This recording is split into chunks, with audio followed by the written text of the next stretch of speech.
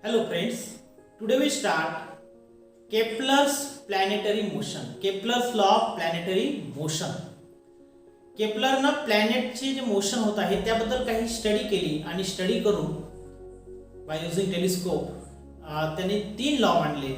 There are 3 laws of planetary motion. Kepler's law of planetary motion. Kepler's first law. First we study Kepler's first law. First law, what is the statement of this first law? All planets are revolve around the sun in an elliptical orbit. In an elliptical orbit. First of all, what is meant by elliptical orbit? Ellipse म्हणजे काय? तर आपण ही ellipse ची diagram पाहू शकतो. ellipse ची diagram मध्ये पहा, this is the line. This line is called as the major axis. मोठी असल्यामुळे आपण याला काय म्हणू शकतो? Major axis. And the second line is called as the minor axis.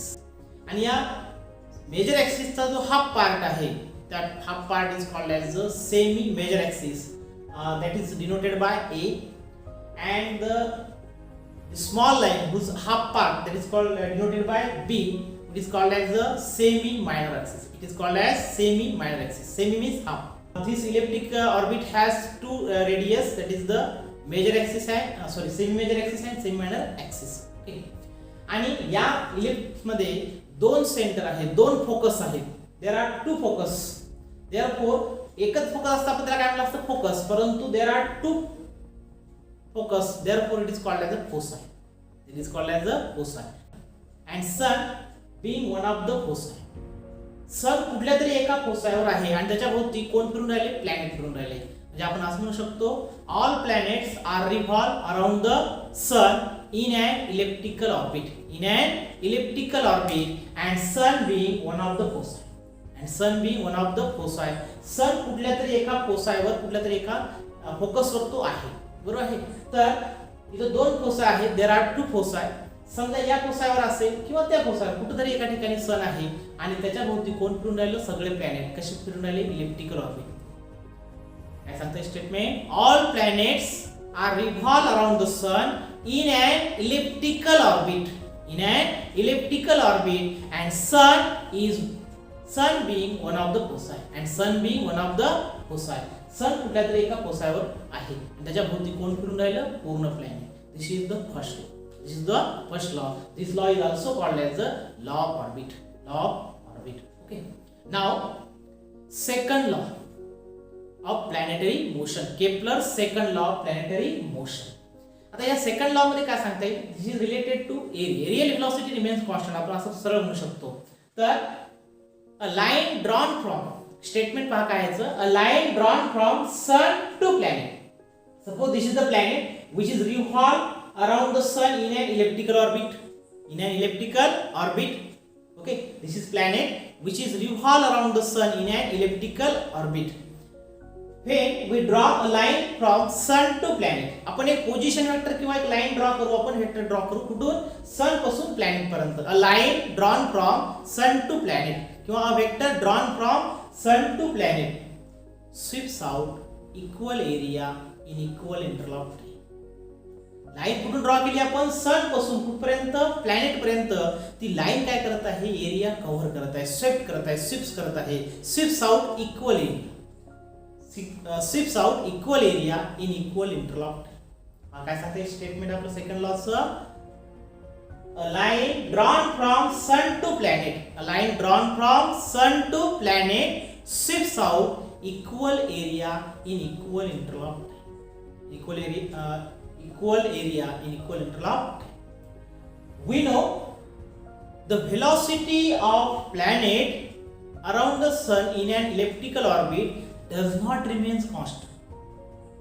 Velocity जी आहे प्लॅनेटची ती पूर्ण वेळ कॉन्स्टंट नसते.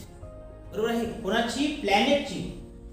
जेव्हा प्लॅनेट हा सनच्या जवळ असतो, when planet is near to the sun. आता आपण तिथं पाहू शकतो त्या डायग्राम मध्ये की सन कुठे आहे? प्लॅनेटच्या अगदी जवळ आहे. When sun is near to planet, its velocity is maximum. Its velocity is maximum. And when planet is further from sun, its velocity decreases. Its velocity is small. Okay, smaller velocity. It has smaller velocity. When planet is further from sun, when planet is further from sun, its velocity is smaller. Velocity is smaller. आणि larger कुठे आहे? Large कुठे आहे?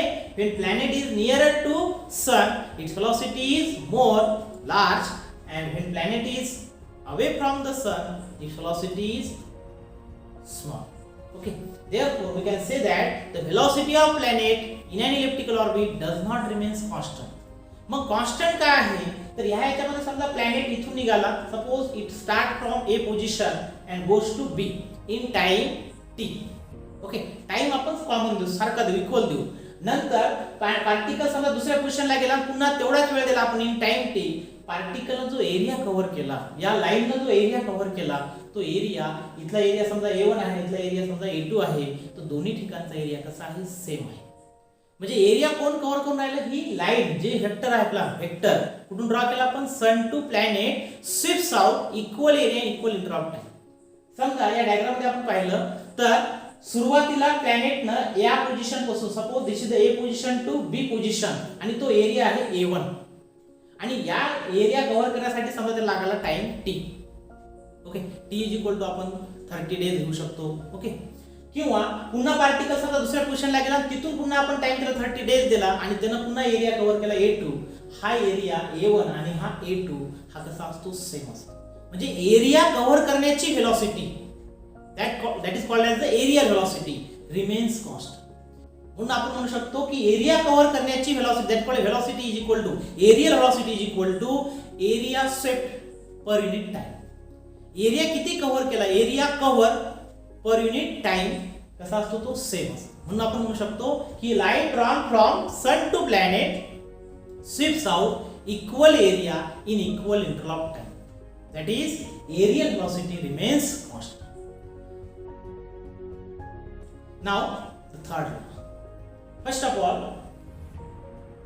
this planet is revolve around the sun in an elliptical orbit.